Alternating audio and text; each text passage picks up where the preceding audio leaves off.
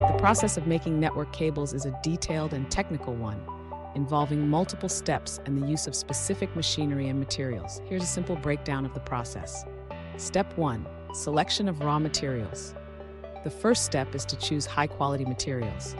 Typically, the main materials include conductors, such as copper or aluminum wires used for transmitting signals. Insulation. This includes plastic or rubber materials like polyethylene or PVC. Shielding, aluminum or metal layers used to protect the cable from external interference. Step 2. Conductor preparation. Wire drawing. Thick copper or aluminum wires are thinned out through a process called wire drawing. This is done using specialized machines. Annealing. To make the wires more flexible and strong, they are heated and then cooled in a process called annealing.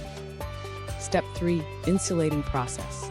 After the wires are prepared, they are covered in insulating material to prevent short circuits and to keep them separated. An extrusion machine is used to wrap the wires in plastic or rubber. Step 4. Twisting the cables. Network cables typically consist of multiple pairs.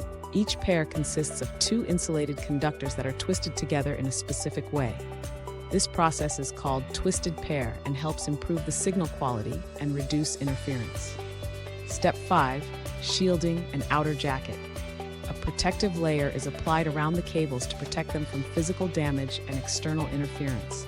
Often, aluminum or metallic mesh is used. Then, an outer plastic layer called the jacket is added.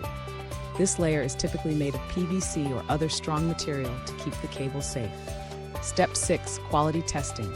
After the cables are made, they undergo various tests to ensure their quality and performance. These tests check for signal speed, resistance to interference, and other technical aspects.